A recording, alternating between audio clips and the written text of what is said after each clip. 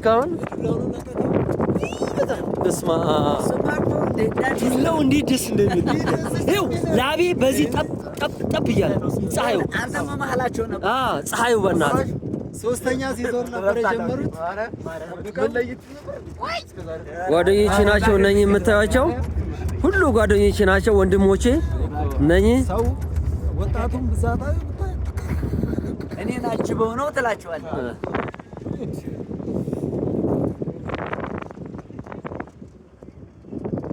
እኔ ጌትነት ጋር ሳልደርስ አልሄድም ብዬ ነው እንጂ አንተ መጣ ሲሉ ገና በጣም ነው ካሱ ቆጣ ያለበትም ምስኪን ሰው ነው።